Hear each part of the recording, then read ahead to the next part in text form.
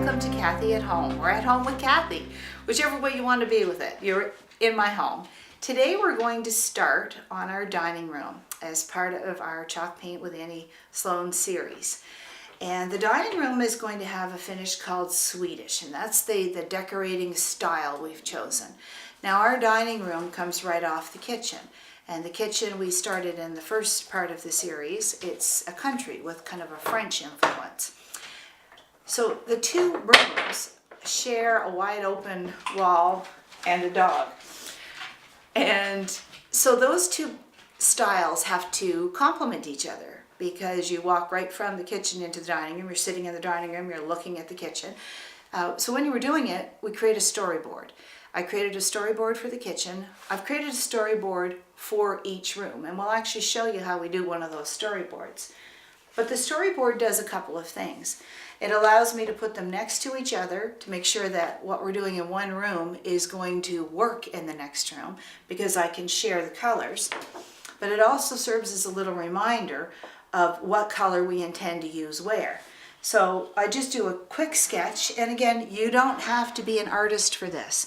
This is for you to use. Just do a quick sketch of what's in the room. So in a dining room, we have our cupboards, which we are stripping of melamine, and we showed you that in the first video, how easy it was to take the melamine off. But if they were painted, I would just wash them, sand any rough spots off, and have them ready to go. So they are going to be painted in here. The biggest piece in here, and usually this is true in most dining rooms, is the dining room table and chairs. We're going to paint this. We're going to give it a grayer finish than this. We are going to paint all of the chairs to match, and we're going to paint the fabric. So a lot of people are a little bit astonished when you paint fabric, but you can see this is a well-used dining room chair. There have been many happy meals, and some of them have ended up on this chair. So the first thing I'm going to do is give this a good scrub. I'm going to use Dawn dish detergent and warm water. I'm going to give it a good scrub. I'm going to get as many of the oil stains, if that's what they are, off of here so that the paint permeates through and goes through the cushion and doesn't get stopped by the oil stain. So that's going to take me a little while. I'm going to scrub those all. I'm just going to probably put some plastic down on the floor. I use old shower curtains because they work really well. And I'm just going to give everything a good scrub. It's a great time of year to do it. The furnace is on. They'll dry really well. And then once I've got them cleaned, I'll pop all the seats off so I can paint the chairs. I just find it easier to scrub them while they're screwed to the chairs rather than having them sliding all around. They dry better too. So that's the prep I need to do for here. The other piece that we're going to do in this room is a sideboard, and it's a dresser in here because it's not very large, and it has a lamp on it. So we have a few other things that we're going to paint in here. Where did we get this Swedish from? Well, when I looked through Annie's book and we looked up the Swedish decorating theme, I needed a focal point. I needed something that had all those colors in it. And again, in a dining room, the pieces are large, and usually the largest thing you have of any color is your tablecloth. But we have a cat who likes to sleep on the table, so we don't leave a tablecloth on all the time, but we do leave a runner. When these runners came in, this is an April Cornell runner, it had all the colors in it. It's linen, it has a beautiful texture, and it had all of the colors in it that were in our Swedish color scheme. So this has become our focal point. From here we're going to pull out Primer Red and Aubusson Blue. We're going to pull out the Arles. There's a little hint of the Arles in some of the roses and the Scandinavian pink. But it also gives us a few other colors, anything that we might want to do. But this is going to become the focal point of our room. I don't want to cut it up and use it as a sample, so what I will do is take a picture of it and get the picture printed so that I actually have a copy of the fabric that I can put on the back of my little cheat sheet that I use when I'm going around possibly looking for things to match. I also play with this when I'm trying to figure out if I want to mix two colors and create something new that maybe is in here but isn't actually in the chalk paint color palette. Never be afraid to add a little bit of something to something. And see what happens. One of the things that's really great about this book is the first thing Annie talks about is understanding the color wheel. Knowing which colors are going to complement each other, which are going to create some tension or excitement.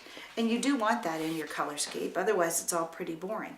But it actually takes you through mixing, through the different hues of yellow and what happens when you mix yellows, whether they go darker or muddier or brighter. And it goes all the way through, and then it introduces them again in each style. So as you can see, Annie always has a little cheat sheet too, just to help you know what you're doing and remember it. Write everything down as you're going. So the prep for this is going to be to paint a storyboard of what we want the finish on this table to look like. These are the colors that I'm starting with. I've got Chateau Gray, Graphite. I've got French Linen and Old White. We're going to paint a small board. The way we think we would like this to look finished.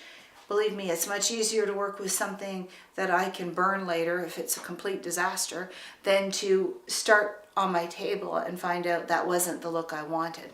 It's much better to paint a sample and just take the time to do that. So we're going to go down to the workshop and give that a shot. So it's really important to have a place you can just set up and paint. It's really nice because you could start one chair, one part of your series, and you can come back to it. I'm in the basement. We have a 3x6 table set up here. All the paints are conveniently located. I've got an outdoor door. I've got my fan here if I need to. And it just makes a really nice place to work. So we're talking about the dining room table, and we're talking about doing it in Swedish style.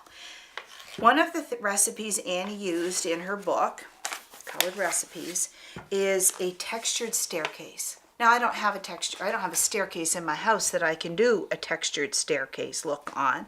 So what I'm going to do is we're going to follow this technique, and we are going to do it on the dining room table. I love the idea of having a dining room table that looks like it's been around for 100 years, because when the family's all around it, it's going to look like that anyway. But the idea of creating something older out of something fairly old, new to me, but fairly old, it kind of makes me happy. So we're just going to start as though, because we want to be sure these are the colors we want, I've just chosen a piece of wood that's a fairly similar color to the top of the table. And I'm going to put a wash of French linen on here. So to do a wash, I'm just going to squeeze out some paint. Going to add a little bit of water to that, loosen it up a little. Probably added about 20% water, and then just wash it over the whole thing. It doesn't matter if I don't get complete coverage, because with this particular look I actually want a little texture. And in fact, I can even just spread it out a little more here.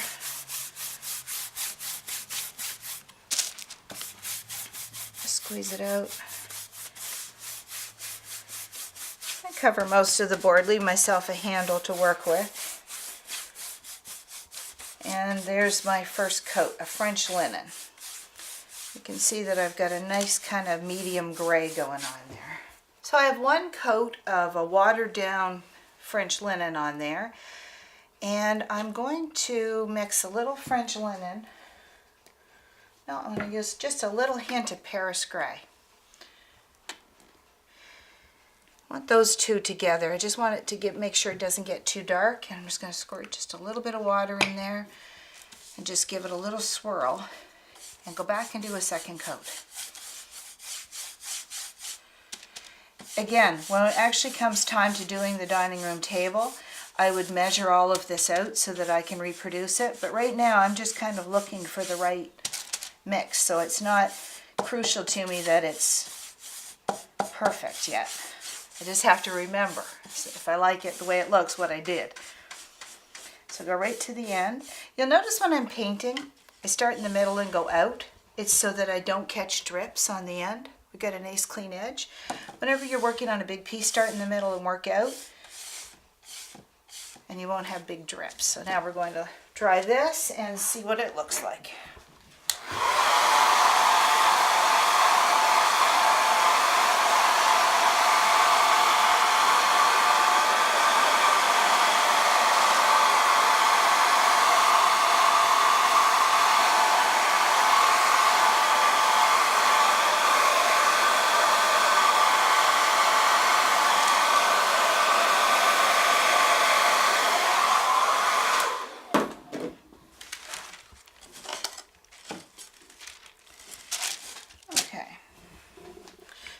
Now we're going to do a little bit of dry brushing. Dry brushing is just what it sounds like. It's taking a dry brush and dragging your paint across the,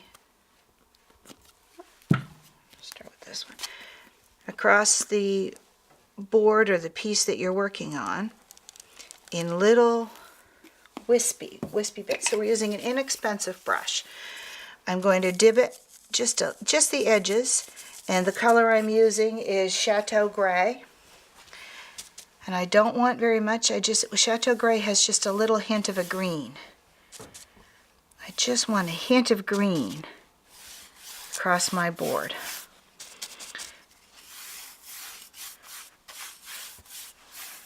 I've got just a hint. I think I'm going to need just a little bit more. But you can see the color, the mahogany color that's on this piece of wood is coming through here. So I'm going to have, and that will happen with the dining room table too, because it's a little bit on the darker side. I just want a hint of green here.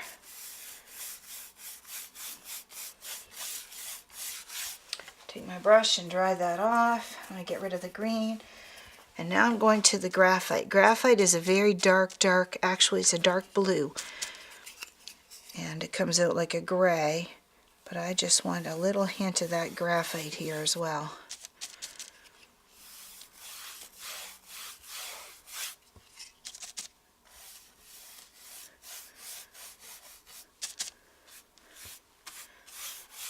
Trying to create a weathered wood kind of look.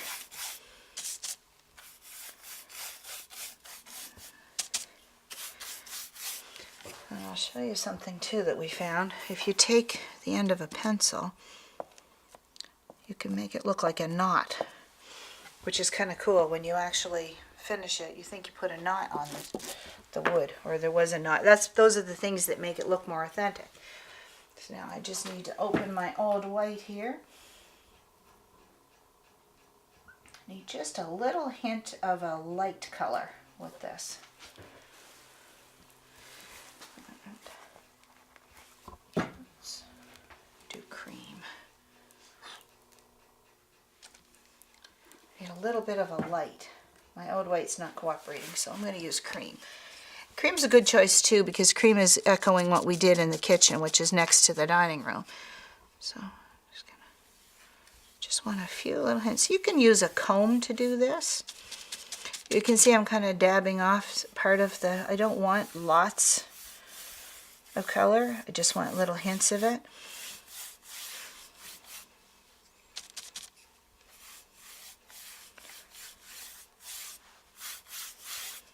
Go back, I'm going to need to get just a little bit more graphite. And the colors you choose are going to be changed a little bit by how we wax this. So before we totally settle on these colors, we'll wax this using a dark wax or combination of dark and the clear to see what the finish looks like when we're done. And just because every room seems to need just a little hint of blue, I'm going to put just a little hint of a blue in here. I'm using Obasan. That's in the paint palette for this room as well. And it just might be what we're looking for. Okay, let's leave that. And we'll go put it on our, once it's dry, we'll put it on our dining room table to see if that's what we were looking for. So here's the sample that we painted in the workshop. to give us a weathered wood look. Now I've turned the light on, and I'm probably going to look at this in the daylight and at night with artificial light, just to make sure that it's what I wanted. What I see right here right now is it has a little hint of a purple hue. I think that's the French linen. I may cut the French linen back and put a little hint of a blue in here. I might use the Louis blue to get a little bit more of this color. But you can see when we actually end up using that as a table, that could be quite effective as weathered wood. So the next time you see the dining room, we'll have begun the transformation of the cabinets and the table, and we'll be talking about painting the chairs. So that'll be good. But the very next series, next week, we're going to move into the living room. So the living room in our house opens off the dining room, which means, again, those colors that we chose here have to go into the living room. We're doing it in modern contemporary. There's my Post-it note. And when you come back, see you next week, we'll be looking at the color story and what some of the plans are for that room. Thank you.